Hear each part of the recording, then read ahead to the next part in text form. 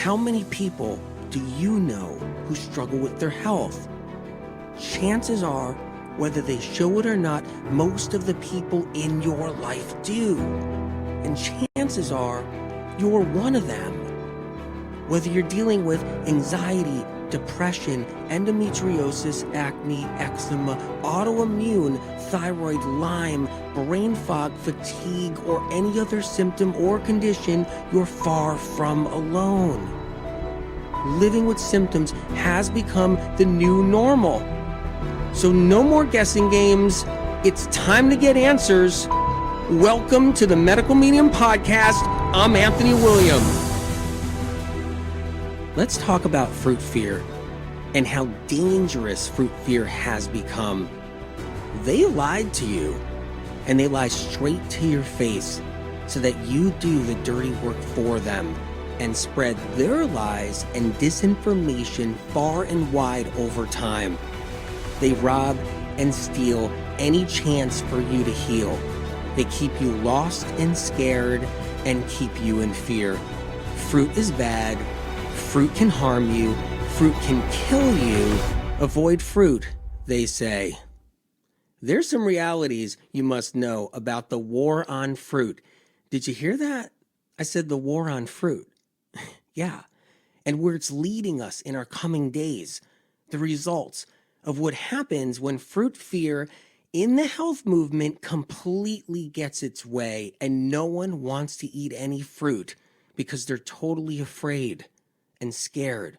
So let me give you a picture of what will take place not too far off in the distant future. And so let me tell you a story. So let's go into it now. The demand for fruit grows smaller and smaller as the years go by. Grocery stores worldwide are throwing away more and more fruit because people aren't buying it. This leads us to the health food stores and grocery stores ordering less and less fruit. Fruit juices such as apple juice and other organic whole food pure juices just sit on the store shelves and collect dust, and no more is restocked and ordered because of the fear spread by the fruit demonizers that 100% pure organic juices are dangerous for your health and can even kill you. More and more anti-fruit propaganda keeps on being promoted nonstop without any science and research showing us evidence that fruit is bad for us. Fruit farms, orchards, orange groves, bramble farms, watermelon patches, melon patches, banana farms, pineapple farms are not making enough money to keep equipment running and manpower. They just shut down. Land that's owned by these fruit farmers, both small farms and big farms, have to burn their orchards and groves down in order to clear the land to try to reestablish a new way of living. Fruit farm land that is leased, they build housing on and also burn all the orchards down. The amount of burning worldwide of these fruit trees and brambles will be catastrophic. This will emit tremendous amounts of smoke and ash into the atmosphere, hindering wildlife globally. And because there's that much ancient fruit land and farms that have been here feeding the populations for hundreds of years, and when it goes up in flames, it's disastrous. Every season, as the fruit naturally drops and sits on the ground in the orchards, it feeds animals and wildlife like deer and moose, bear, fox, birds, and other wildlife before winter comes. It keeps them alive and gives them a fighting chance to survive the year. This disappears, and so does a large portion of wildlife that has been feeding on fallen fruit for hundreds of years. Bees already are losing the ability to thrive. In the future, their last chance of survival will end with the loss of the blossoms. From the cherry blossoms, apple blossoms, pear blossoms, peach blossoms, nectarine blossoms, and plum blossoms, and watermelon blossoms, and virtually every other fruit. Bees rely on fruit trees and their fruit blossoms worldwide to sustain and survive. And because there aren't enough wildflowers to feed them already, never mind in the future, they're going to suffer greatly. Experts in the health field are unaware of this environmental change that's on its way and the ecosystem shift that will occur. Fruit is one of the most important parts of our ecosystem. Without its balance, it will be thrown off, and it will trigger famine and loss of life and the slow destruction of our environment on an inner way and every way. Meat, butter, milk, cheese, yogurt has become scarce and hard to find.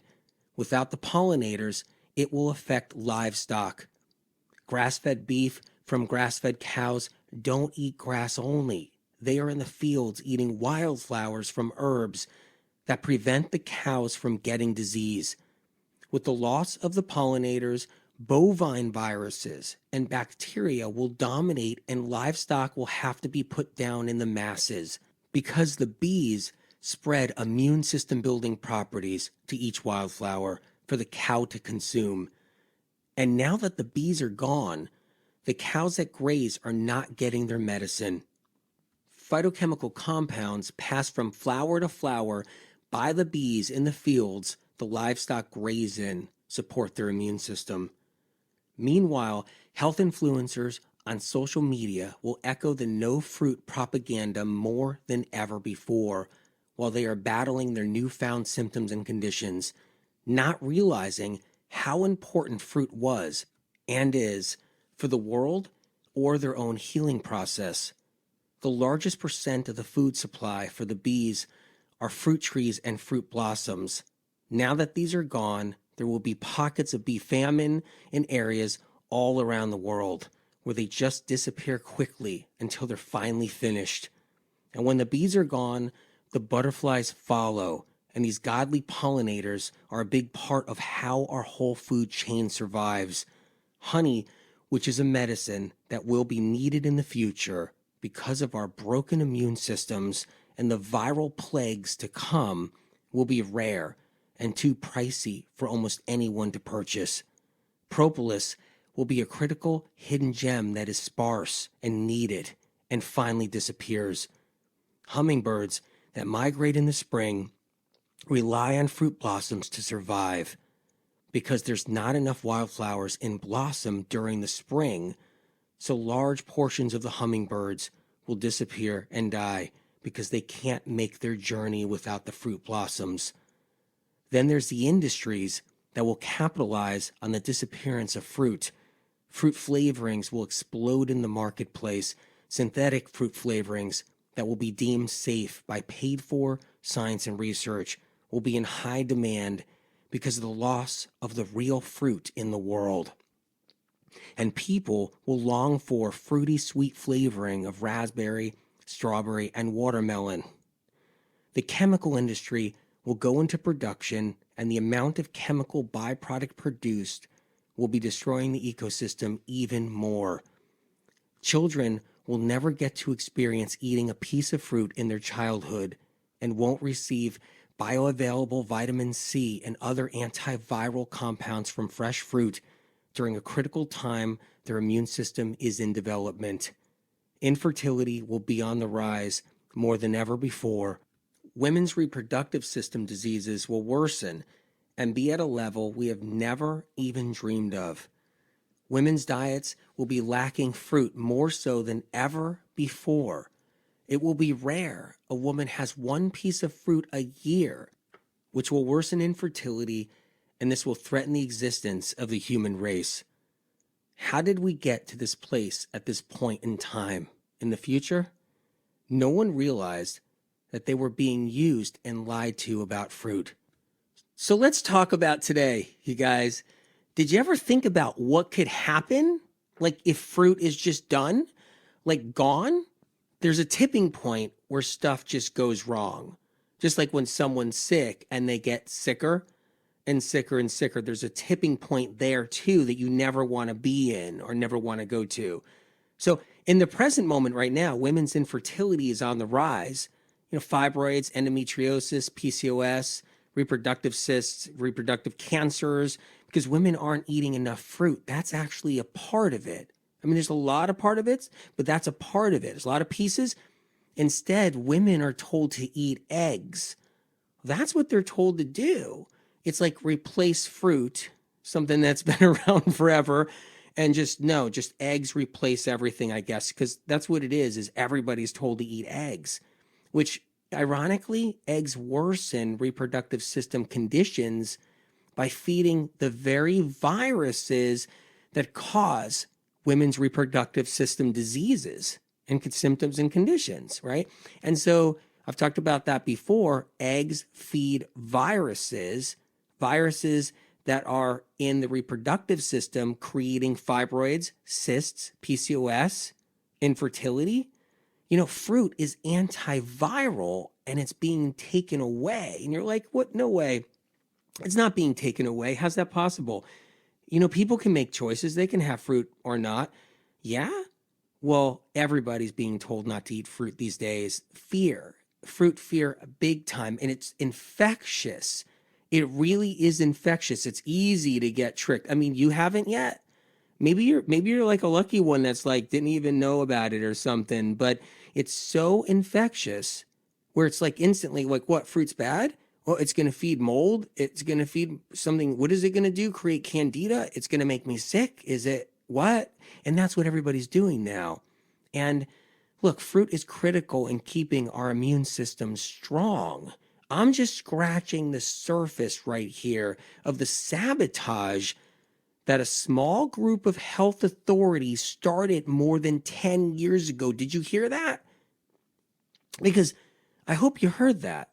Sabotage by a small group of health authorities over 10 years ago that had a master plan and were just buying into it.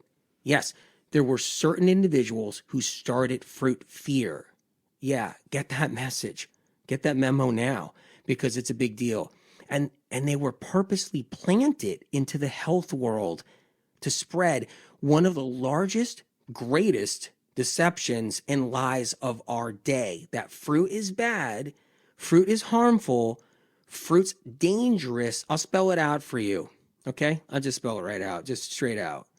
People were planted by industries to purposely spread disinformation about fruit in the holistic health movement to stop people from eating fruit. And it's ingenious because it's working.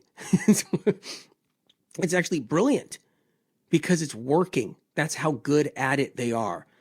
And it convinced good-hearted professionals in health. Like, look, you're probably thinking, no, my practitioner is a great person. Of course your practitioner is a great person. Of course your doctor's a great person. Of course your health coach is a great person. They got pure intentions. Absolutely. But they get convinced that fruit needs to be avoided.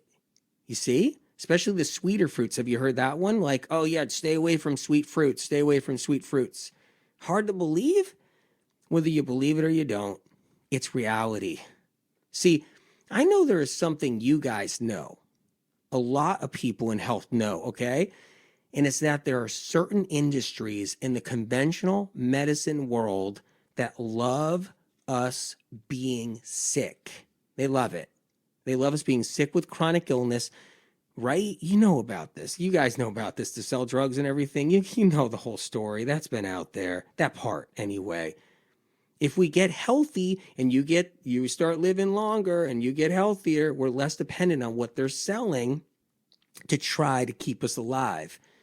All the stuff they try to keep us alive with, like drugs and stuff. Or you can look at it this way, to keep us sick, however you want to look at it. They go broke if we stay healthy or we're just not really that sick at all. Sickness is the money-making machine. Duh. And you guys know this totally, right? But there's something you don't know. I'm going to drop a whole bunch of more stuff you guys don't know, and it's this. It infected a part of the alternative medicine world. Jeepers. It got to the herbalist who once knew fruit was good for us many years ago. It got to the chiro in the village, the chiropractor in the village, who never had a problem with bananas until now. Forget it. Chiropractor's not going to recommend bananas anymore. Very few, if ever, unless they got reignited by fruit information that's been spreading around from medical medium information all these years to fight this battle. And this information even, this misinformation, fruit fear, got to the healer in the next town that loved giving people apples to help them heal, recommended them, but now no more, no way. Stay away from those sweet apples. The strategy was to put out the word that fruit causes multiple problems, right? You heard it, diabetes. Oh, stay away from fruit with diabetes, pre-diabetes. Stay away from fruit, right? Hypoglycemia, stay away from fruit. Gut problems, stay away from fruit. If you got any gut problems, God forbid, anybody with SIBO or anything like that, you just don't eat fruit. It feeds candida. If you got candida, or it's going to give you candida, causes it, or you got Lyme disease, stay away from fruit and causes cancer. Don't eat a piece of fruit. Oh, don't eat that cherry. It's going to cause cancer. Oh, wait, don't have any fruit because it's going to rot your teeth or causes UTIs. You guys might have heard that before, right? Yeah, it's unbelievable. And any other condition you can think of. So fruit was weaponized. Oh man, how can like something that like simple, something that pure, something that natural be weaponized? Like what is he talking about, right? You're probably like thinking it was weaponized. It was weaponized purposely against the chronically ill, the underdog. It was weaponized against the underdog, slowly against the chronically ill, not all at once though. This is a slow progression and it's kicking in gear more and more. And here's the thing, you guys, partly why it's slow is because people's common sense understands that fruit probably isn't bad. That's what's funny. Everybody's common sense knows somewhere in the back of their mind, somewhere in the back of their skull, somewhere in there, that fruit is actually good or fruit can't be bad. It's in all of us. It's in our heads, okay? All of us. It can't be bad. How can it be? And that's what made this whole fruit takedown, this weaponizing, the war on fruit take longer. Because people are like not totally getting tricked. They're just like, what? And so people still eat a little bit of fruit in places. So the industry's planted fruit demonizers in the health movement. And this is the next part I'm going to talk about. The industries planted fruit haters, fruit fear creators, okay, demonizers to inspire good intentioned health experts, good intentioned health authorities that fruit was bad, and then have that trickle down to local holistic health experts, like in your town, like in your village, on social media, cool people doing their thing. Like health coaches and, and trainers and all kinds of people have incredible intentions that actually want their people better and stronger, but they get totally confused. And that's how it worked. They became convinced that fruit is harmful for anyone. So they attack fruit on social media, in the doctor's offices. This doesn't mean that everyone who fell sucker into this attack on fruit is involved. So I don't want you thinking if someone is ripping down fruit, ripping it apart, right? That you're like, oh my God, they must be one of those planted people in the industry that, no, that's not it. I'll talk about who those might be in a minute, but it's spreading like wildfire by good people, not purposely, but it got to all the good people. And so all the good people with good intentions doing good stuff in health are like, no, fruit's bad. Stay away from it. Watch out. No sweet fruits. Don't eat that. Don't eat this. Okay. But there are certain individuals that played a role in starting this fruit fear in the beginning. They started the war on fruit and started the lie that fruit causes harm. It was a bad seed, man, planted in a dark way to bring us where we are today, with no merit, no science, no evidence, no proof in any way that fruit causes anything or is bad for you. No proof, and even the most basic lie of all at the start, that fruit feeds candida or fruit causes candida. An apple doesn't feed candida, you guys, but chocolate cake will. Vegan or animal-based chocolate cake. So let's talk about what's in fruit. Let's go into that a little bit because I think that's important right there. Trace minerals, Is that something you don't want in you? Trace minerals, is that bad? Phytochemical compounds that are critical for healing, like anti-cancerous compounds. Wait a minute. Fruit's loaded up with anti-cancerous compounds. You don't want that in you? Vitamin C, you don't want that in you either, right? No, that's bad. Vitamin C, anti-cancerous compounds, antiviral compounds are in fruit. Oh, you don't want that in you, especially right now with what's going down, especially everybody scared crapless right now, just, and locked in their homes. Okay, so you don't want antiviral compounds. That's in fruit. Antibacterial compounds, antifungal compounds, nutrients, totally packed with nutrients, all kinds, undiscovered also. Antioxidants, living water, critical glucose. No, everybody would rather not have any fruit, but drink some maybe coffee from a coffee shop that has straight tap water, right from city tap water. But stay away from a piece of fruit with living water in it that's pure. And you know what else fruit has? Fruit has worm expelling properties. So everybody's freaking out about worms. They're looking in the toilet, and they're looking in the toilet. They're looking for a worm that's 5 inches long. That's really just some food all like intertwined and wrapped around itself. And, maybe, I always tell people, no matter what, if you're going to see a worm go in the toilet, it better be moving and it better be swimming. And you can guarantee that was a worm. But I'll tell you right now, fruit has worm expelling properties. What's in fruit? They say, okay, the demonizers say, sugar. And sugar is bad. So, hey, you know that, right? Sugar's bad. You hear it all the time. That's what you hear. Fruit, sugar, bad, what? Huh? Did you know without sugar, you die? Interesting. So without sugar, you die. That's a funny one. Did you know every single movement you make, task you do, thought you think, word you speak, is because of glucose? That's glucose. And there are sugar in the foods you think have no sugar. Check this out. All right, let's go into it a little bit. There is sugar in foods you think ain't got no sugar. All right. Meat, for example, that can't have sugar in it. Meat? Are you kidding? Caramelized sugar when you cook meat. It's caramelized sugar in there. Where'd it come from? Well, no one talks about it because I guess nobody knows or something. Let me tell you where it comes from. It comes from the blood of the animal, which was loaded with sugar, glucose. The animal can only survive, say like a cow, eating grass, which is sweet, believe it or not, right down to the root. There's a lot of sweetness in there. All that sugar from that grass, all right, that gets munched up and basically juiced in that cow's mouth.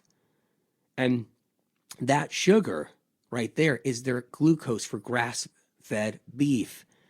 And the animal's blood sugar, so it could survive and stay strong and thrive. So when you cook a piece of meat, which I'm pro meat, I'm pro plant-based too, but when you cook a piece of meat, because that's what you like, if that's what you like, when you're cooking it, there's sugar in it. And then when you're cooking it, it caramelizes. That's what happens with sugar. The minute you put heat to it, the minute you cook with it, it caramelizes. So that's the blood sugar. And it's never measured. It's not measured on any scale. Science and research doesn't care about it. No, I just care about protein. They don't care about the sugar in meat. They never dial it in. They will never tell you how much sugar is in a piece of meat or animal product. And this isn't an anti-animal product campaign. I don't have a diet belief system. Anybody who knows medical medium information is, whatever diet belief system you have, I'm about plugging in powerful tools so you can make it work for your belief so you can heal. So I'm pro meat, I'm pro plant-based. But listen, without sugar, you hit the floor. You lay down and you slowly die. And there is sugar in the foods that you love that are fat-based. So you're thinking that's ridiculous. I don't die when I eat all my fatty foods. I'm not dying. Yeah, because avocado has sugar in it. Avocado has plenty of sugar in it. By the way, Hey, remember that story I told you at the beginning of this podcast? Avocados won't be around either in the future because they're going to need to be pollinated by a lot of bees in order to keep the supply of avocados going. And avocados, hey, if you love them and they're part of our trendy diet now, they won't be here in the future because the bees will be gone. If the war on fruit continues, there won't be any more bees. There won't be enough avocado trees or bees to sustain people who love them. Bye bye avocado toast. It's gone. It's toast. Which is kind of funny because toast anyway, which is sugar, even though it's gluten free, it's still sugar. But you didn't think you eat really any sugar, right? Because a lot of people say, I don't eat any sugar. Really? And they're like, hey, I'm really enjoying my avocado toast, which is great because avocados are one of the healthiest fats, right? If you're going to have fats, it's one of them. But think about that. There's plenty of sugar in the avocado because that's what keeps you functioning. It's that sugar. And in that gluten-free toast, it's sugar. But don't eat a piece of fruit. Have that, but never touch fruit. Oh, it's bad because it's sugar. Fruit's sugar. No, and so don't touch a piece of fruit, but have avocado toast, which the toast is sugar, basically straight sugar. It's all sugar. And then avocado, which has sugar in it. There is sugar in nuts and seeds too, you guys. Your nut butters, peanut butter, almond butter, that sugar is what allows you to function. It's not the fat allowing you to function and keeping your brain functioning, but that's what someone wants you to believe that was planted quite a few years back. One of the moles, the plants, the fruit demonizers paid for to actually distract people, scare them out of fruit, creating fruit fear along the way. They were there for a reason to try to sabotage fruit. This is the war on fruit. The milk, cheese, butter, yogurt, kefir people eat, it's all got sugar in it. Did you know that? It's the lactose. So here you are, you're having your cheese, you're having your milk, you're having your butter. Butter's got a sweet edge to it. It's all got sugar in it. Nut milks have sugar in it. Oat milk is sweet, and they even add some sugar in it too. So I see people, they're like, no, I don't do fruit. I won't touch any fruit. And they're pouring their oat milk, from a container on their food. And in the container, it even says added sugar. It's got like cane sugar in there added to their oat milk. It's got like agave nectar added to the oat milk. It's got like coconut sugar added, like all kinds of things. Natural flavoring, which is sugar too. They put a little sugar in natural flavoring. They're allowed to do that and not say it. So it's like, okay, let's just pour sugar on top of my sugar.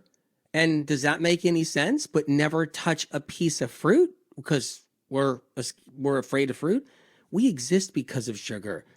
But most of those foods I mentioned earlier don't even have enough of it. Or any antiviral compounds, like I said, antibacterial compounds, antimicrobial compounds, phytochemical compounds, critical antioxidants, and immune building properties. But fruit does. What's interesting is we're being told not to eat fruit by people who don't know why we are sick. So you walk around with a symptom, you walk around with a condition, and nobody knows why you're sick because research and science doesn't know. And there's no answers to why you have a condition. They'll just tag it as autoimmune or something, but not give you any answers, cause unknown. That's the saddest part. Chronic illness is on the rise, and it's not from the one banana someone eats a month or the one apple they eat every 3 months. No one even eats fruit. I mean, I bet you guys, like plenty of you out there listening right now, don't even eat any fruit, right? I mean, it's not on your radar. And some people do. And if they do, they don't eat much at all. And by the way, the world is sitting in the dentist office chairs right now getting their teeth drilled. I mean, that's the thing. Like our world that we live in now, people by the billions are in, they're in the dentist office and they're getting their teeth drilled. And it's not because of fruit. We could even argue it's because they are not eating enough fruit. You might have had some fruit a moment in your life a little bit, and then a dentist blamed a cavity on it. but billions of people are not touching fruit and getting root canals, implants, teeth drilled, bridges all day long, no matter what. But fruit gets the blame. The irony is, is it gets the blame more than junkie sweets do right now. Like right now, at this time we're in, fruit gets more blame for problems than junkie sweets right now, and chocolate delights and cane sugar. You guys eating chocolate, but you're afraid of fruit? I'm just wondering right there. There's a lot of people I've seen out there and I talk to and stuff, and people come to me and are like, hey, I can't eat a piece of fruit, but no, I'm doing my chocolate. It's medicinal, right? I'm doing my chocolate. You can still eat your healthy chocolate bar with organic cane sugar or coconut sugar, and do your healthy organic cheat meals and self-care meals with coconut sugar, cane sugar, gluten-free grains.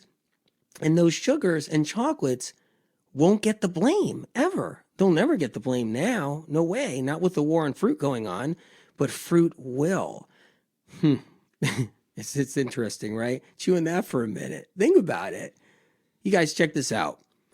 The same people who sabotage fruit in the health industry back over a decade ago also simultaneously started pushing disinformation that our brain runs on fat, not sugar.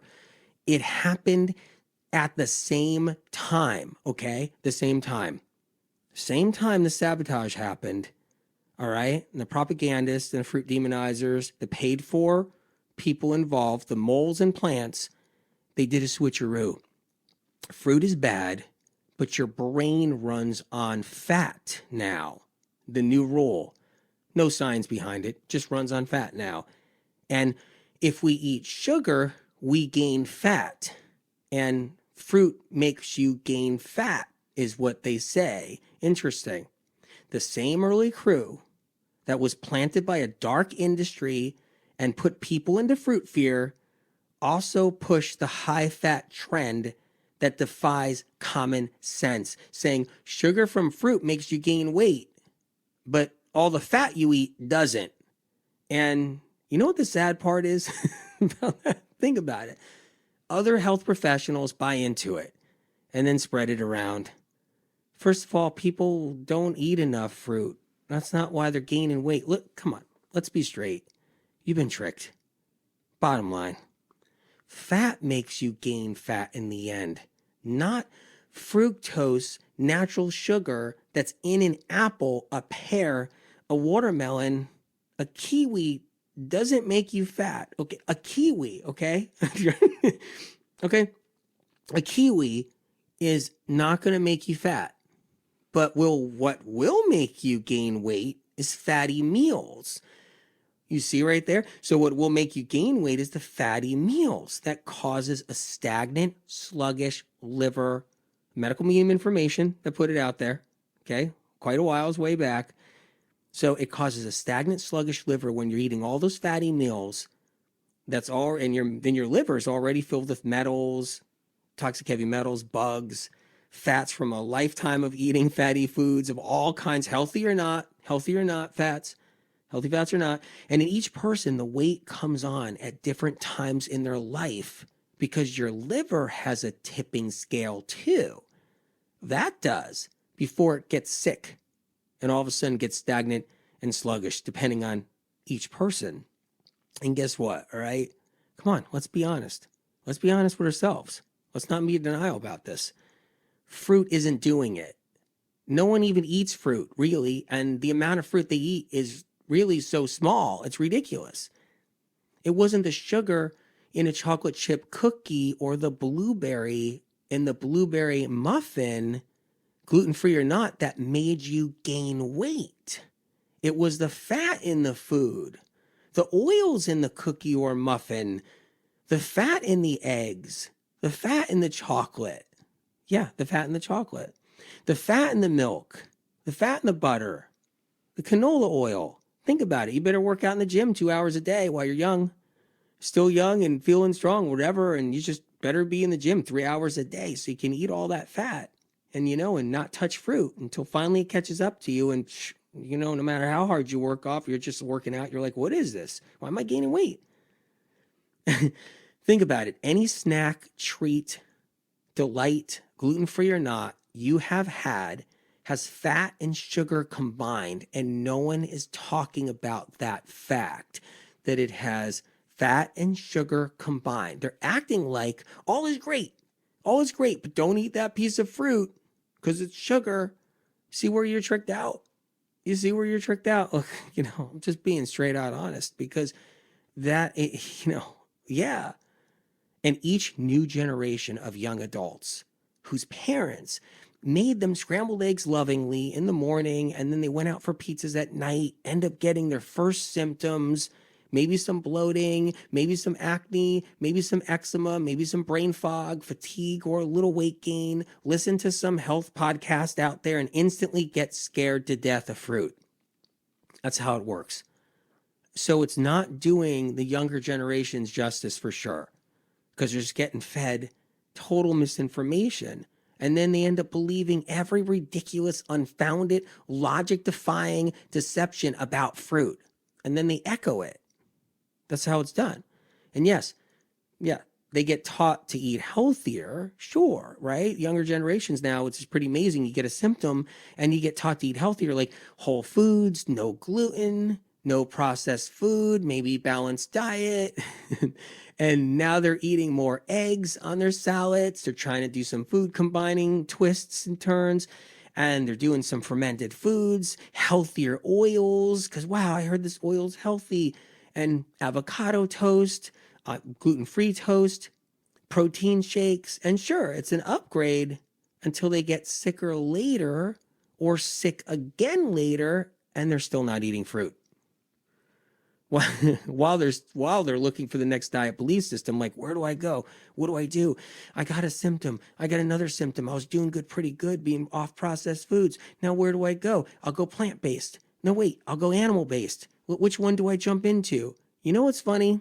Fruit is so demonized that you're encouraged to eat cacao with caffeine in it, which tastes awful on its own, and add sugar to it to sweeten it. And it's heralded as God. So cacao, right? Take sugar, put it into it, and no one talks about the added sugar. Everybody talks about fruit being crap. Fruit's crap, it's sugar, it's bad for you. But cacao is heralded as God. See how darkness works?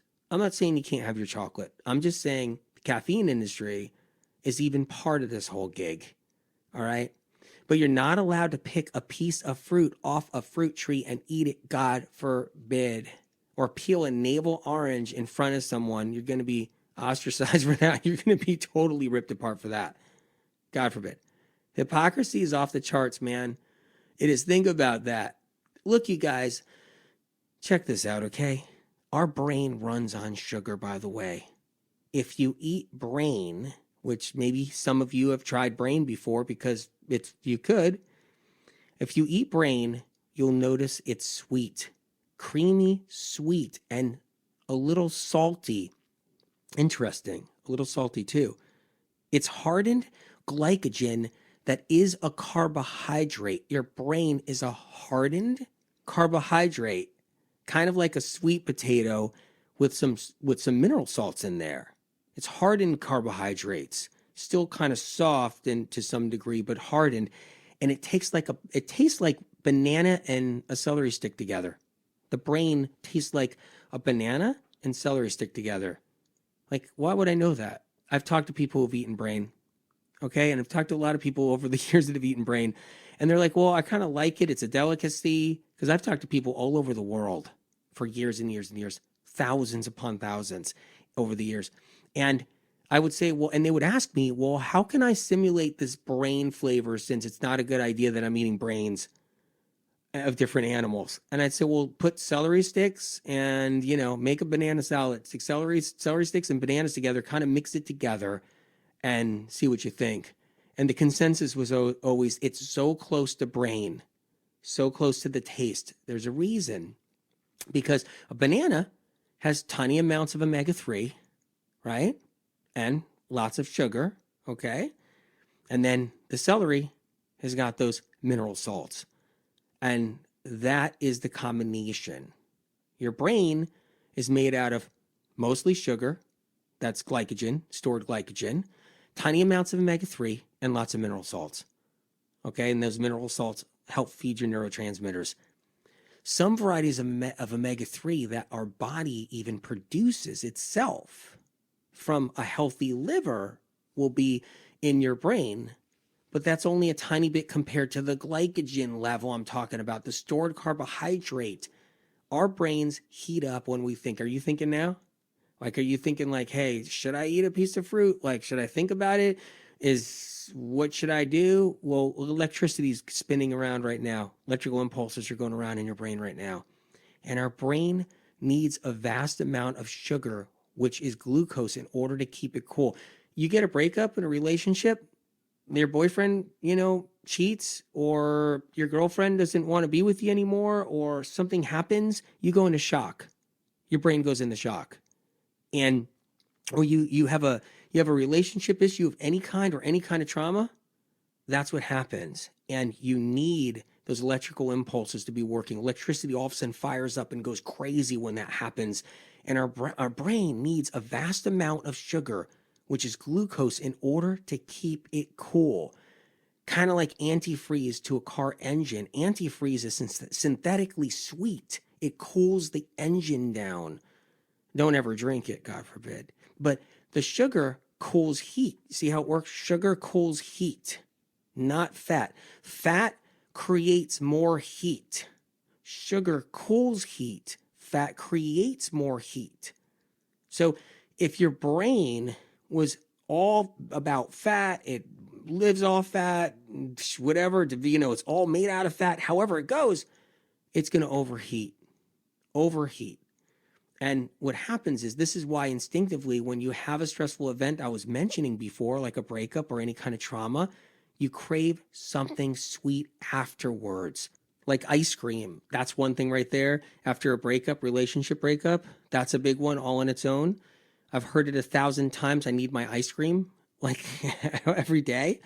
The reason is glucose, sugar, stops your brain from overheating and burning up and getting damaged, and even mild tiny strokes that are undetectable from being that upset after your brain goes into an electrical storm of trauma.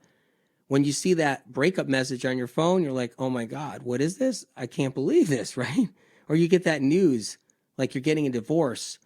Boom, those neurotransmitters, they're like firing up. They're like burning up. They're like just falling apart left and right, those neurotransmitters.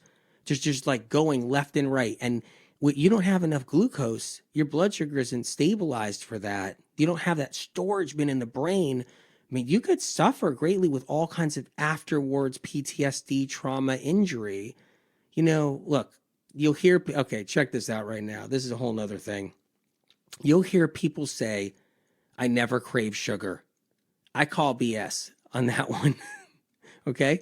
So you don't eat cheeseburgers? The bun, which is sugar, the cheese, that's sugar, the meat with caramelized blood in it, like I told you before, that's sugar, the ketchup, that's sugar, the mayonnaise, all have sugar in them. Okay, so you don't have the cheeseburgers. You don't crave pizza ever? Like you don't eat pizza or crave it? The cheese, that's sugar, straight sugar basically. The sauce, the crust, all have sugar in it, lots of sugar. You don't crave tacos? Maybe you're one that does or doesn't, but a lot of people crave them. The corn tortilla, the flour tortilla, sugar, cheese, once again, sugar, sour cream, tomatoes, salsa, sugar, meat. Nope, there goes the blood sugar again. The meat, sugar, they all have sugar in them. You don't crave a sandwich, gluten-free or not, because the bread, sugar, the meat, the cheese, the spread, the tomatoes, the nut butter, the avocado, whatever you have in your sandwich, it's all sugar. It all has sugar in it. You don't crave pasta? The pasta grain or bean pasta has sugar. It's made out of it. The sauce, sugar, the dairy that you might put on, it's all sugar. And people put butter on their pasta, sugar on top of sugar.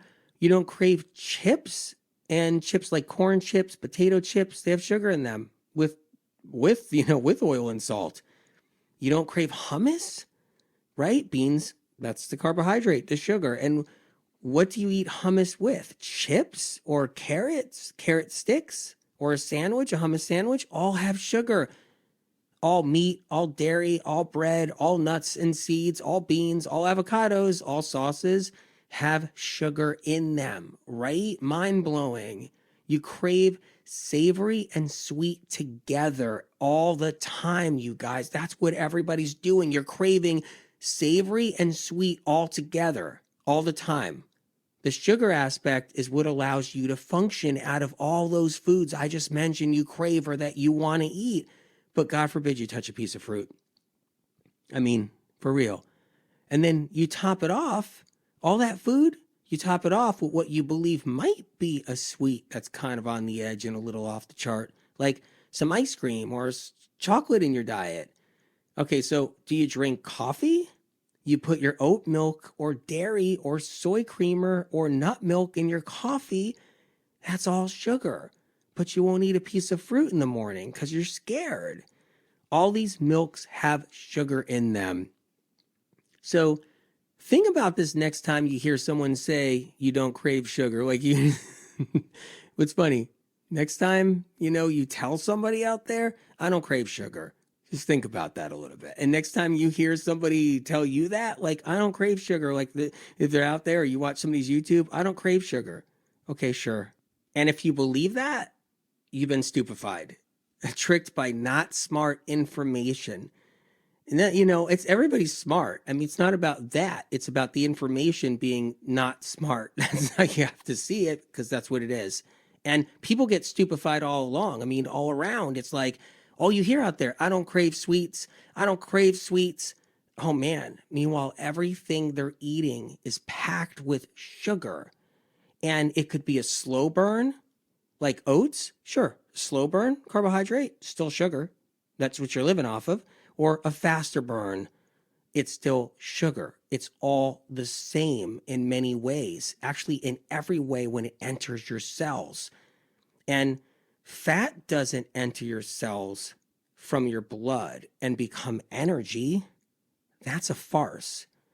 Do they call it blood fat? Are they measuring that every time you go into the doctor's office? Well, we better check your blood fat. We better make sure. No, because that's not what keeps you alive.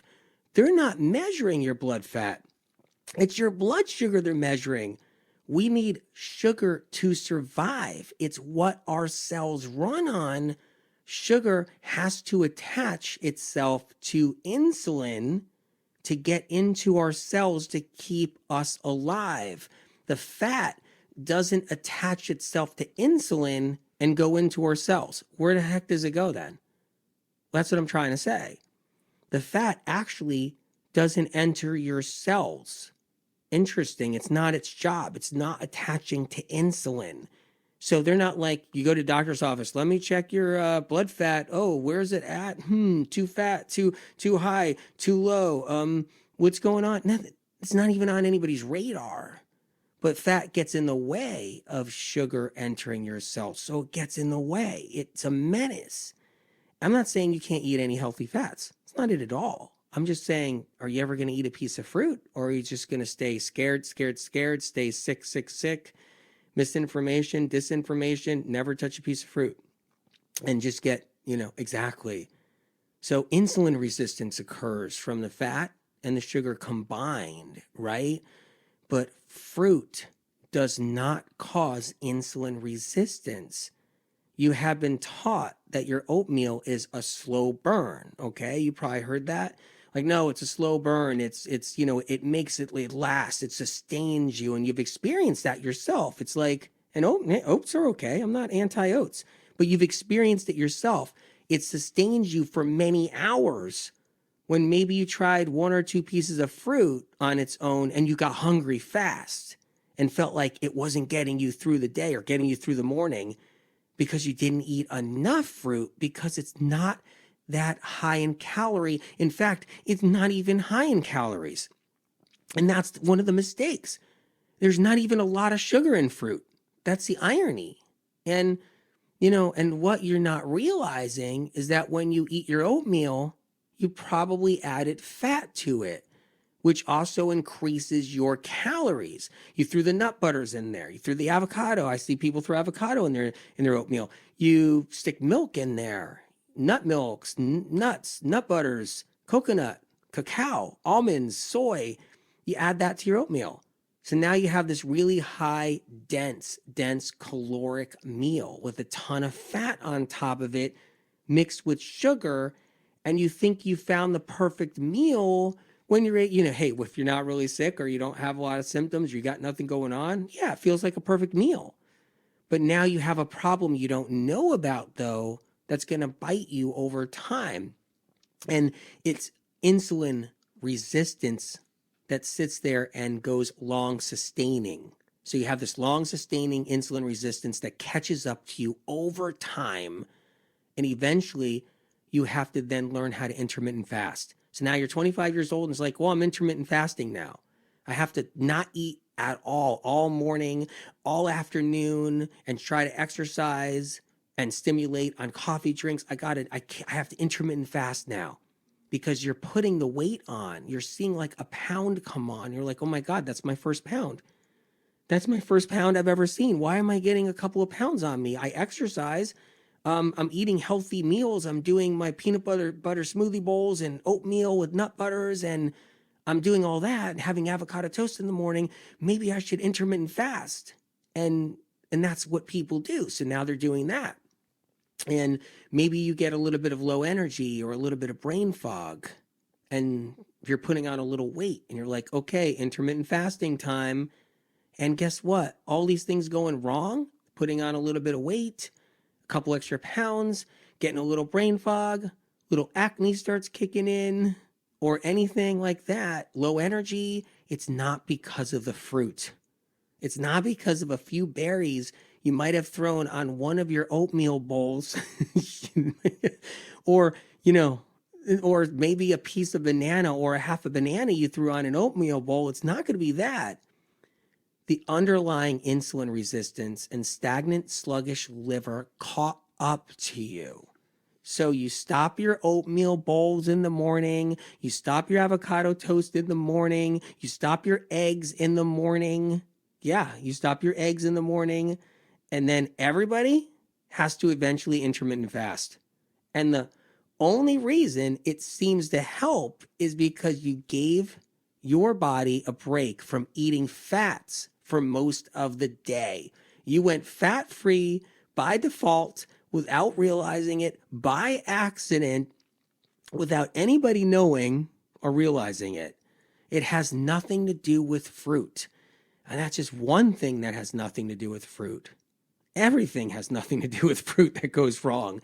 And eventually, your intermittent fasting doesn't seem to work anymore either later on, because you get these cravings and you still have insulin resistance because you're still eating fats at the end of the day, and you never know how to escape it, and you don't know you even have it, the insulin resistance, and still you stay away from fruit. Unbelievable. But you still cheat on pizza, ice cream, whether it's plant-based or animal-based. So you swing from craving to craving, and then holistic doctor to doctor. And guess what you get told there when you go to your holistic doctor? God bless them, but you get told, get off of fruit. Just don't, as if you eat fruit all day. Like, you get told this, get off of fruit. Happens every day. People aren't even eating fruit, but they remember eating a piece of apple, or they remember eating half an apple 4 days ago, and they're at the doctor's office, and their holistic doctor's like, stay off of fruit. That's number one. That's your problem here. Oh, whoa, as if you're eating fruit all day long.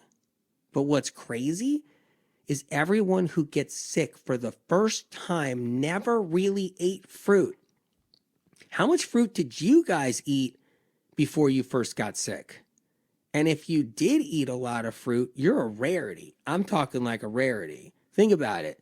When someone first gets sick and they start to clean up their diet and try fruit more, they instantly get told to stop, either through something they see, either through, a podcast they heard, from a professional being on a podcast telling you stay away from fruit, do low glycemic, or don't do none at all, claiming it's going to make you sicker.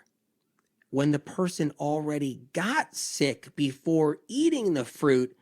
And now the person is afraid of fruit because of anti-fruit propaganda and misinformation without anybody realizing it.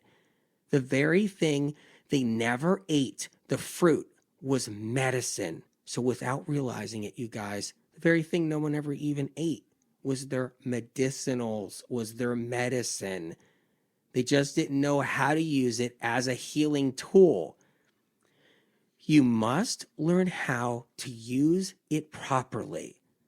So when you try the medicine, a piece of fruit, it scares them because you don't know how to use it. And that's what happens. You know, it's like a lot of things. It's like anything. If you don't know how to do something or you don't know how to use something and understand its power or what it holds or what it does, it scares you. You don't use it right. No one teaches you.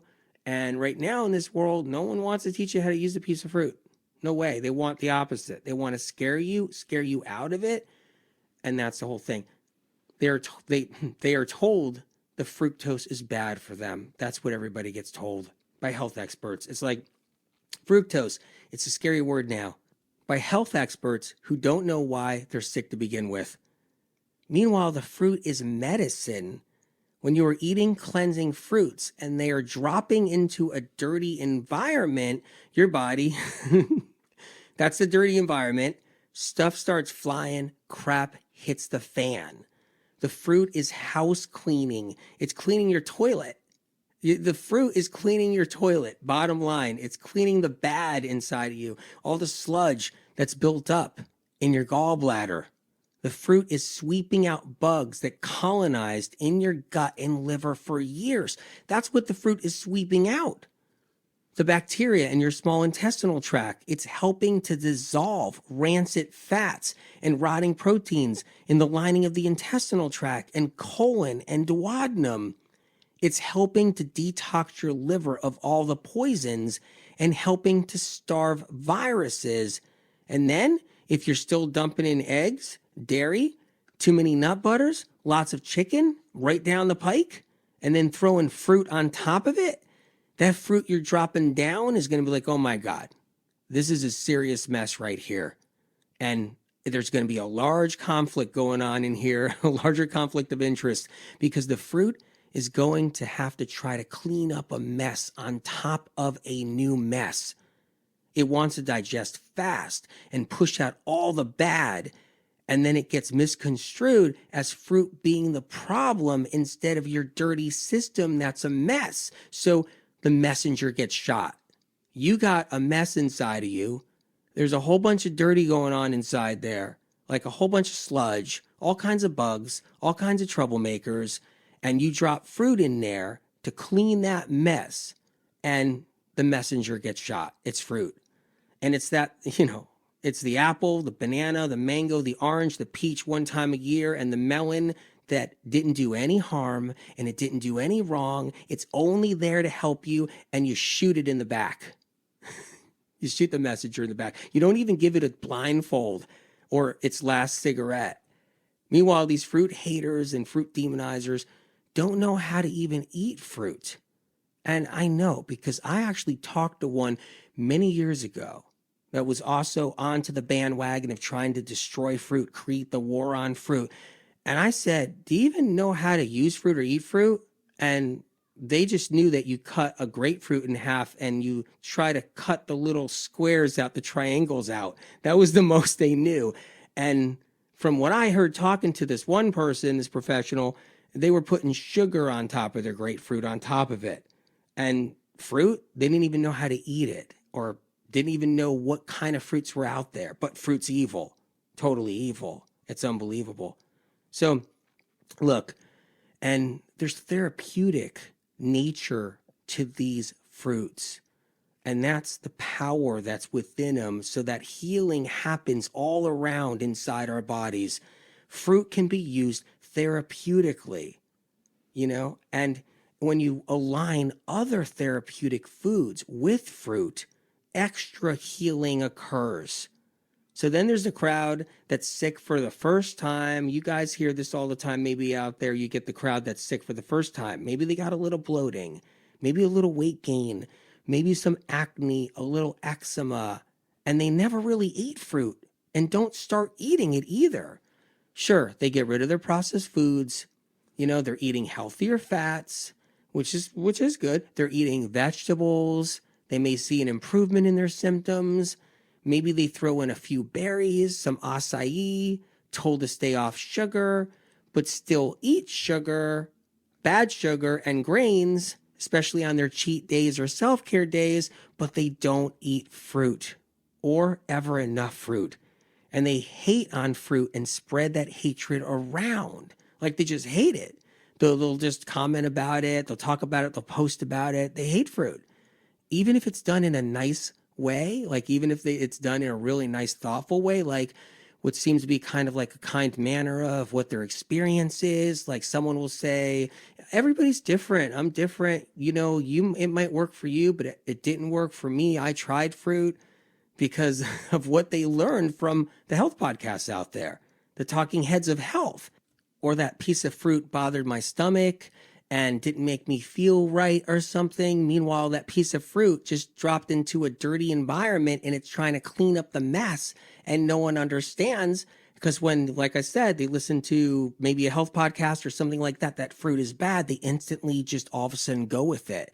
They get suckered into it and they listen to the talking heads out there that just want to climb the ego ladder in health, rip down fruit on social media, health experts spreading the same tricks and game that was originally planted by the industries to start the war on fruit.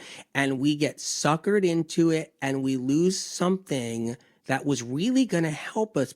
We didn't understand it. We just didn't understand it. And it was actually going to be a saving grace for the future if you get sicker down the road. You'll hear things like some low glycemic fruit is okay, but overall fruit is bad. It's too sweet. And then there's the people who never even ate fruit, got sick, tried a piece of fruit, and they're still sick because they don't know the cause of their symptoms and how they got sick and why they're still sick. They blame it on fruit though. Okay. And maybe saying, it made me sick when I tried it. It gave me that tummy ache. Fruit always gets the blame. Aren't you glad you're not a piece of fruit? Shunned, alienated, underappreciated, undervalued, shot in the back? Maybe some of you guys can relate with other things in your life or something. Chronic illness is on the rise like never before, and no one eats fruit. Pretty much no one eats fruit. And fruit gets the blame. Neurological symptoms are on the rise like never before in history. Anxiety. Do you have anxiety? Depression, Lyme disease, vertigo, tinnitus. I'm going to do future shows on all those. So I hope you listen. Neuropathy, focus and concentration, brain fog, migraines, head pain, neck pain, back pain, joint pain. That's mysterious, which we'll cover, in upcoming episodes. These are all nervous system conditions. Nervous system conditions and symptoms. And people with these symptoms didn't get sick because of eating fruit. They didn't eat any fruit. Practically nobody does. But what you need to know is an important part of recovery from these neurological symptoms that I just mentioned requires consistent, uninterrupted levels of glucose, sugar from a natural source, sugar from fruit, because your nervous system is made up of nerve cells, you guys. Nerve cells exist on sugar, whether anybody likes it or not. I should say it again. All those nervous system conditions, your vagus nerve causing all these different problems people don't even know about, like medical information of what causes what in your vagus nerve, it needs sugar to exist. That's what the nerve cells are made up of. They draw it in. They need it desperately. Meanwhile, fruit is a way for these people with neurological symptoms to recover and heal, and it's kept from them on purpose by the industries and by accident by well-meaning practitioners and influencers who are well-meaning and doing cool things.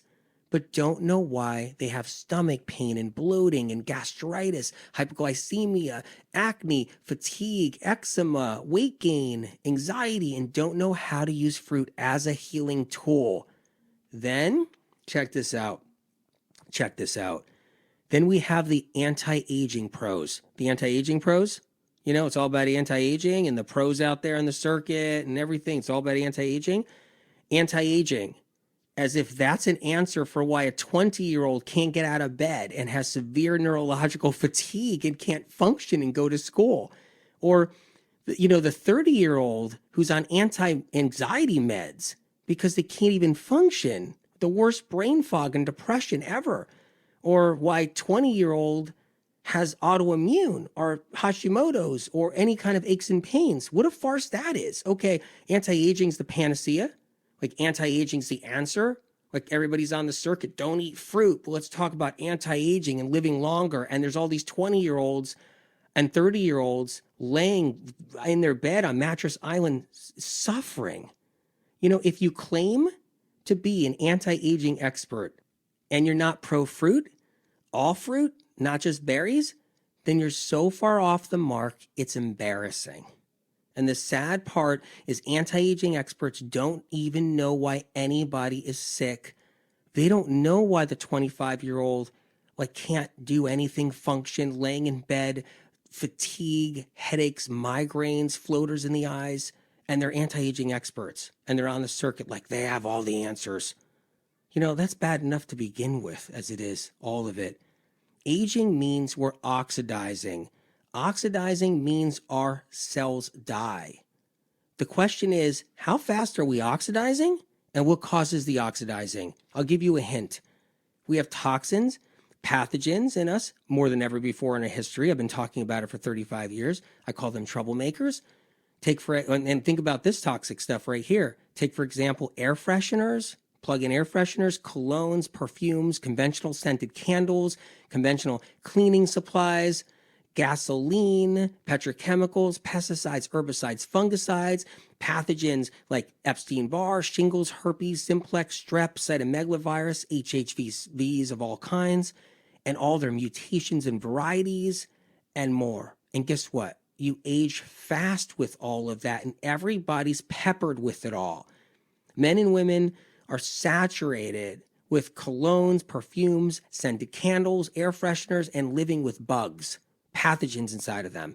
And meanwhile, they won't even touch a piece of fruit. And they get told don't touch a piece of fruit. The very thing that's anti-aging, one of the most powerful anti-aging tools and healing tools to get those aging troublemakers out of the body and prevent premature aging. And the anti-aging clowns on the circuit, they're all against fruit except maybe a few berries or something, or a green banana or a green apple. You know, fruit has undiscovered antioxidants that are critical to our survival in today's world, especially the stress, all that stress.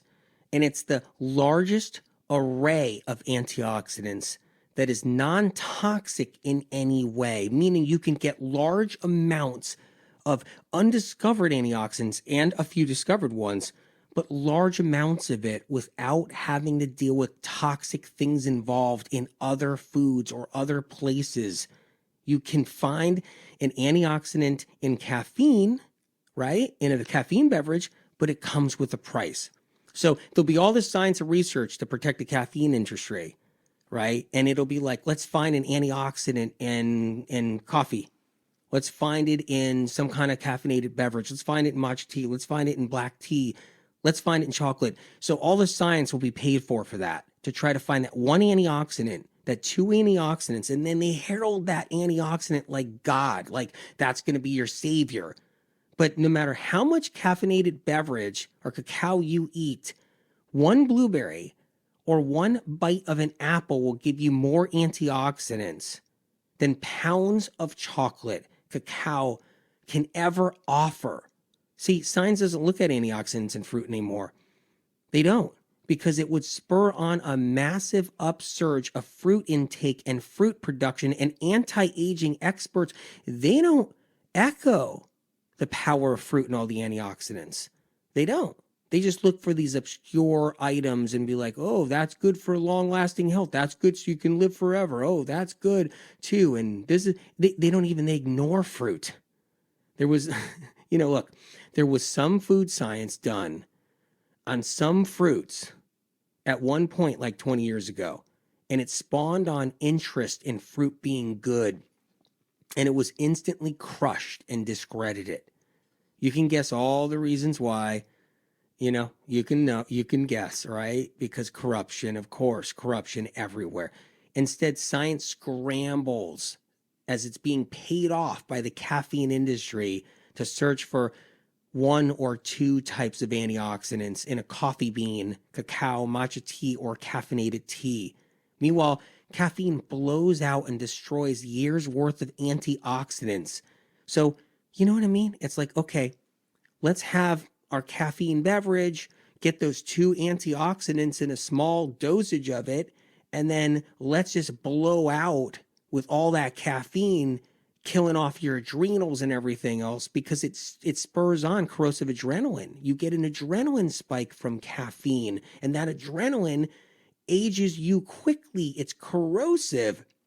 It actually injures cells and nerves over time when it's every day. And then your hair starts falling out when you get older, and now you're 38 years old and my hair's thinning. What's going on? Let me go buy a supplement that's hair, skin, and nails. Let me go to a natural doctor and look for some collagen. Let me go do something. And your hair's falling out.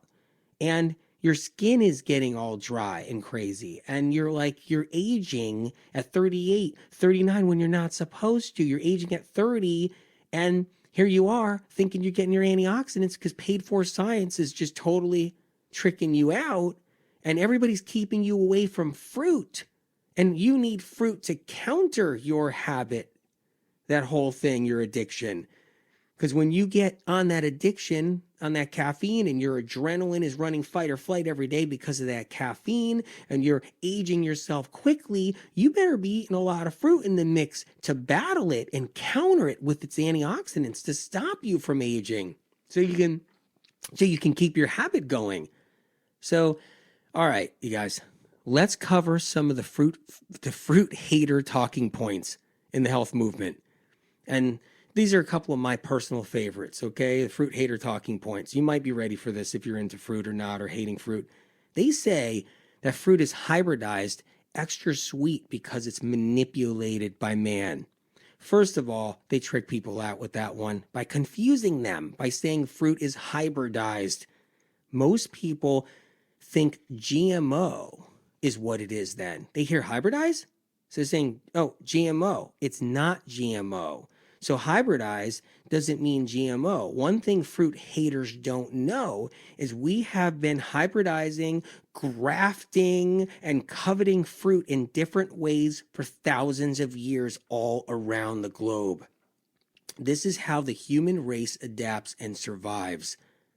Fruit haters and fruit demonizers will tell us that we make the fruit too sweet now, and fruits were not sweet 1,000 years ago.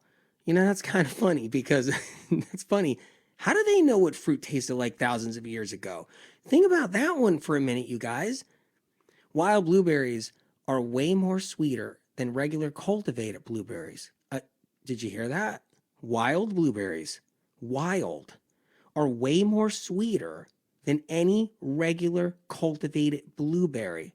That instantly debunks it. I guess we debunked it then. Okay, there you go. That's a wild food that's been around for thousands of years. Wild blueberries, thousands of years growing here, and it's sweeter than a cultivated blueberry. Instantly debunked. It's the opposite. Fruits aren't sweet enough today. Fruit haters don't realize that fruit was sweeter in the past. It's not even sweet enough today. That's why, you know what? That's a lot of reasons why people hate it. Right there. It's not sweet enough. They cut open to a mango and it's not sweet enough. They're like, what is this? They cut open a papaya and it's not sweet enough, and they're like, gross, what is this? The problem is bananas aren't even sweet. You peel a banana and you eat it, you can't even taste the sugar sometimes on any level in there. And So people don't even like fruit because it's not even sweet enough. If it was that sweet and tasted that good and sweet, people would be like, I want that. I want that. All right. The bottom line. Many of the people that I know, the reason why they hate fruit because it doesn't taste sweet. That's why they actually hate it. They'll taste some berries, they're like tart, there's really no sugar in them. They'll taste, an apple, it's just boring, it's not really that sweet. Apple pie, it's a different story. I have a friend that would be like, well, I would love this apple in an apple pie with sugar, table sugar added to it. Okay? Unless someone runs into the sweetest watermelon they've ever had, like once in a blue moon in their life, or the only other way they actually like fruit is when they stop eating all the other sugar in their diet.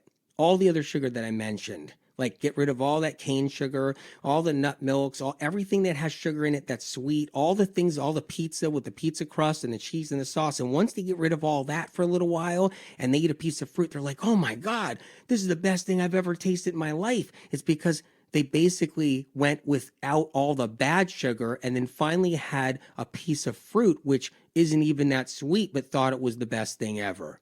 Okay? Here's a talking point with fruit haters. Heirloom foods that have seeds is what counts, and that counts only. Well, first of all, yeah, that counts, true, and these fruit haters say fruit that isn't heirloom and doesn't have seeds is bad for us. This isn't accurate. They say it with no evidence at all. The truth is heirloom fruits, heirloom foods are just older varieties with seeds or no seeds. There are heirloom varieties of fruit with little to no seeds, and there are heirloom varieties with lots of seeds. Nutrient density and phytochemical compounds don't discriminate on how many seeds are in a fruit. So it's like, that's another psych out they throw at you right there. Okay? Nutrient density, phytochemical compounds, antioxidants, minerals and trace minerals have nothing to do with if a fruit has a ton of seeds in it or very few seeds in it. So there you go. Bottom line, people harp on non-GMO fruit. And the funny thing is, get this point right here. The people that are harping on non-GMO fruit, meaning fruit that's not GMO on any level, okay, whether it's hybridized or heirloom or just cultivated or grafted, just natural things we've done for hundreds of years, all right, to sustain ourselves here on planet Earth. When people harp on all that, you know what the funny thing is? These fruit demonizers are most likely consuming GMO soy, GMO corn, GMO beets. The anti-aging experts on the circuit with podcasts, they're eating GMO corn, GMO beets, animal products raised on GMO grains in restaurants as they're traveling, periodically in their diet, unpurified water in restaurants and coffee shops, GMO canola oil, natural flavors with MSG, nutritional yeast, which is natural occurring MSG, caffeinated beverages with GMO soy in it, occasionally gluten in some way, while ripping down fruit all day long. Like sitting there and ripping apart fruit and ripping down fruit. And they're sitting there too on their podcasts, on their platforms, talking about how bad fruit is, and they're getting GMO stuff in their diet left and right is what they're doing. Another difficult part of fruit fear and fruit hatred is the very early disinformation, that's misinformation purposely put out there, that was strategically placed in the health movement by these paid-for moles and plants that sparked the lies about fruit having something to do with poor health or causing sickness and not helping in any way in someone's healing or recovery. These moles and plants, these fruit demonizers I'm talking about that did that are still out there now. Yeah. They're still out there now. You better believe it. They're spouting out, and here's the funny thing too. They're still out there now, spouting out encrypted biological, theoretical terminology about anti-aging, DNA, telomeres, genetic codes, molecular mimicry, genetic mutations, a leaky gut, biofilm, microflora, microbiome, and more. It makes the person who is sick. and has already been to plenty of doctors, believe that there is this rainbow of glorious alternative medicine research and science that the person with symptoms and is sick just doesn't understand or has to tap into it or haven't tapped into it yet. Like the information's out there. The message is out there. These guys are echoing it. These anti-aging experts with encrypted terminology, telomeres. Okay, it's interesting. When a person's laying in bed and they've been to their 10th specialist, 10th neurologist, and they're 28 years old, 35 years old, they can't even get into a car. They've got crippling anxiety, suffering with fatigue and everything.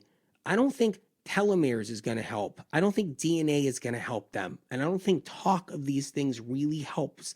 And that's the irony to it all.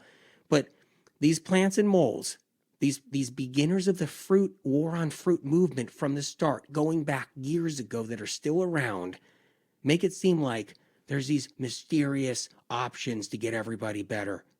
And meanwhile, everybody's getting sicker like ever before, and it makes that sick person feel like they just need to find a genius or someone who understands anti-aging or someone who understands the gut in some way, and everything else that these moles and plants put out there by the industries are spouting out in hopes to be healed. Or if a person who is not so sick and they haven't suffered or been to 5 doctors, they will think these anti-fruit moles and plants are onto something. So if you're not so sick and you're not really suffering that much, you got a little acne, got some little bumps on your skin, you got a little tummy thing, digestion thing once in a while, you got a little energy loss, and you watch one of these geniuses that are on podcasts and other platforms and other places that tear down fruit in some way, and you hear them talk about telomeres and mimicry and microflora, and you're like, oh my God, these geniuses, and whoa, and they got answers, and they must be working with today's science. It's a great distraction, while laying around with a few symptoms, listening to podcasts and watching YouTubes and hearing about telomeres, and then getting out of bed, walking to your kitchen, wondering what to eat, and they don't care as they spout these theories out, and you're like, well, I'm not going to eat a piece of fruit today, and they kick fruit down as if it's crap. Meanwhile, all that encrypted genetic anti-aging, inflammation talk, and gut health rhetoric doesn't get someone's tinnitus better. I'm sorry, it doesn't. You can listen to all those podcasts you want, and your tinnitus is going to ring, ring, ring until you learn the true cause. Until you learn the true cause of your eye floaters. Until you learn the true cause of your mysterious jaw pain. So all that health rhetoric out there, and anti-aging, and encrypted genetic talk, and telomeres isn't going to get your twitches and spasms better, and ain't going to get your burning skin better, and your jaw pain, and ain't going to get your migraines better, your fatigue, your insomnia, your brain fog that's crippling, your vertigo. That talk, that DNA talk, is not going to get your vertigo better. It's entertaining, I guess, because you sit there and be like, whoa, geniuses that got all the answers on the podcast or on the YouTube. They're so smart. They must be tied into science and all the key parts of healing. It's not going to get your eczema better. You can hear that stuff all you want. But it does lead you to think there is this panacea of information that these guys know, and you just need to learn it. That anti-fruit rhetoric makes sense. Fruit is bad, and it will not help you heal. I'm not saying everyone talking this way is an anti-fruit mole or plant or a bad person. They just follow the lead, and they'll also speak this, leaky gut, telomeres, DNA, anti-aging, whatever it is. It doesn't mean everybody's bad. That's not it. I'm just saying they're the originals that are still out there now, setting everybody up, and they're fed the information to set them up and still bring down fruit at the same time. That's what that is. And they, but there's people out there that just take their lead that fruit is bad because they don't like fruit anyway, because exactly, it's not even sweet. So it's an easy knockdown. Anti-fruit propagandists don't want anyone to know someone has healed while having fruit in their diet. Check that out. I'm just saying it like it is.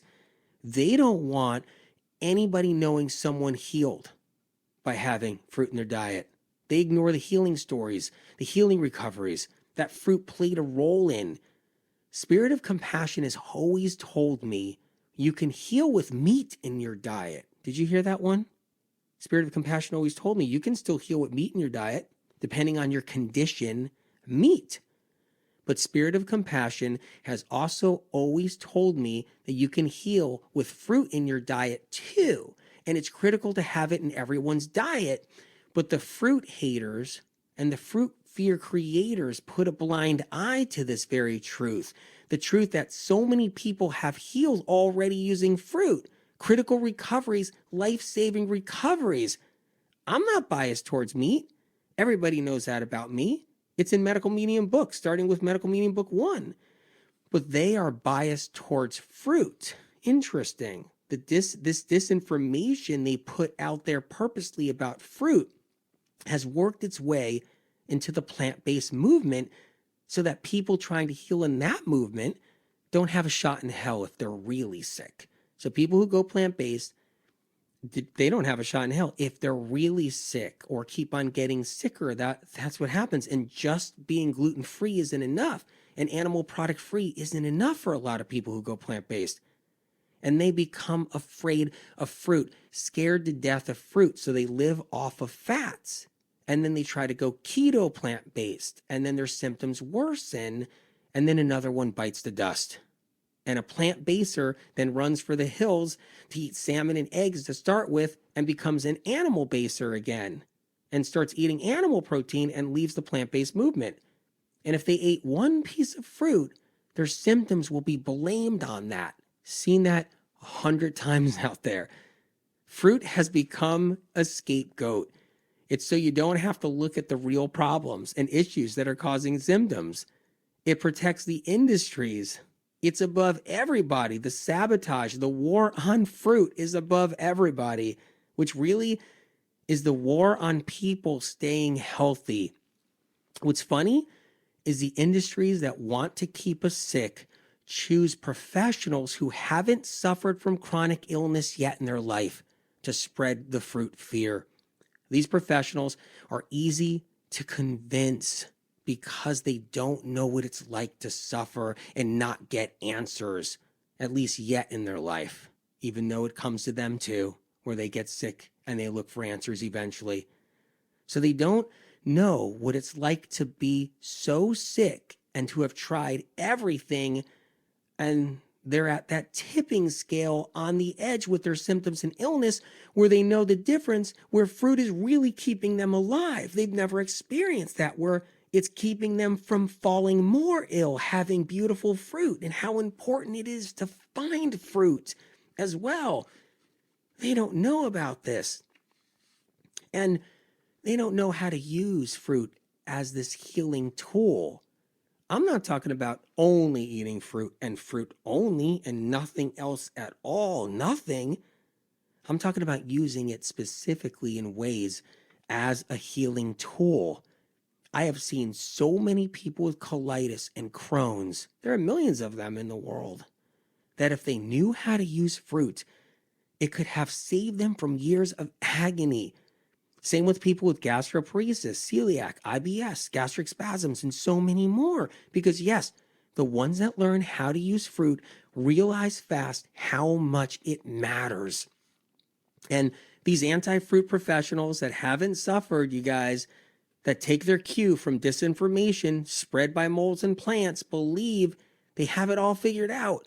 And they think they're smarter and superior in health because they haven't fallen ill yet, but they also take that little humble nature too. They play that game, so there's a little humbleness going on. So you're thinking, and then you end up thinking maybe they're just eating all the right things when they are just lucky they can still eat pizza, drink wine on the weekends. And here's the thing, they teach younger people who haven't been sick or suffered yet in the health movement, who also can still eat pretty much what they want. You know some people, right? You know probably who they are. You probably see people and they're like, whoa, they can still eat what they want. They teach them that fruit is bad. So these younger people naturally spread disinformation about fruit other places and other things around too.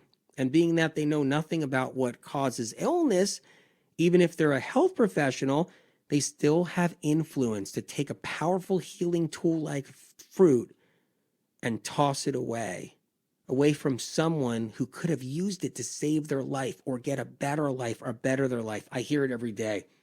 Check this out. I hear healing stories of people who say they were kept away from fruit by all of the propaganda and all the different people talking about it out there. And they were told it was going to hurt them, maybe even do worse than hurt them. It would cause their gut health problems, make them worse, cause candida, leaky gut. But they had nothing to lose because they weren't getting better any other way because they got that sick. They got too sick. So they took the plunge and learned how to use fruit as a healing tool properly, and it blew their minds as they healed. Fruit demonizers don't know how to use fruit. Health professionals who are anti-fruit don't know how to use fruit. Health professionals that like fruit and are pro-fruit still don't know how to use fruit either. But it's important to know that fruit demonizers especially not only don't know how to use fruit, but let their ego control them so they don't even stay open to the possibility that fruit heals. And they just stay misinformed, and they are making a mistake that leaves countless people chronically ill who are eager to learn a way to heal. Occasionally, fruit demonizers will say some berries are fine, green apples fine, green banana even. They do that to appease level-headed, sensible people that don't fall for the anti-fruit game. So it's a trick to make it look like they're still pro-fruit, but they're doing it sensibly, like, no, just a little this, little of that. But who cares if you're sick and you're kept from an answer, one of the real answers, one of the real healing tools, and one of the answers that fruit is good? See how there's darkness behind everything? When you scratch the surface, people suffer when there's healing tools available. Does the word darkness bother you? I look at it this way. If innocent good people are suffering from chronic illness and answers are kept from them for devious reasons of any kind, and someone's laying in bed with no answers, and one of the things that can be helpful is kept from them, it's darkness. And just because professional fruit haters don't know how to use fruit as a tool, they would rather throw it under the bus along with the people who are sick. The spiritual war we are facing, both here around us and above us, can only be won if we know the game darkness plays. And darkness is uncaring of anyone, and it holds no compassion, and it despises the light. The fruit trees and the brambles and the fruit vines have given us life throughout the centuries because they are of the light. But like anything and everything, darkness trains us to take it all for granted. And why was fruit mentioned over 300 times in the Bible? Because it mattered to someone, and there's a deep connection. Because fruit is a life giver, not a life taker. Fruit signifies renewal of life. As the darkness shuns the fruit and the evildoers kill the fruit trees over time, the angels cry as the fruit trees die. Ignorance and greed is a great part of why we are sick. The ones that are supposed to protect us here on earth only mastermind how to harm us and hold us back from what's rightfully ours as we are led the wrong way, regardless of who we are. Fruit hatred gives us insight that the spiritual war is real. You can see the signs. Everyone knows there's corruption in all the industries, and they're seeing it more than ever before. But oddly enough, no one thinks there's corruption in alternative holistic medicine and the alternative health information that goes around. We think if it's holistic, it's pure and holy, no ill intentions at all. And for some reason, the conventional medicine world released a magical fairy that has allowed the alternative health movement to be creative and do as it pleases. But that's impossible. There are facets of it we don't realize, ruled by the hierarchy over time as they work on breaking our thoughts and breaking our minds. So what I leave to you is the tools to explore so you have every opportunity to heal. It's everyone's God-given right to have every chance to give their body what it needs so you can move forward and conquer illness and rise out of the ashes.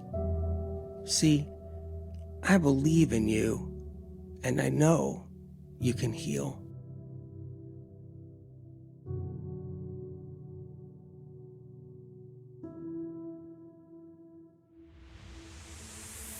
As you guys know, I'm not a doctor. Any information you learned here, feel free to take to your doctor or healthcare provider. If you found this show helpful and informative, feel free to share it with someone in need of the information. If you like this show, please subscribe and leave a review on Apple Podcasts. You can also find me on YouTube, Facebook, and Instagram at Medical Medium. And for more information on healing, please visit medicalmedium.com. Thank you so much for listening.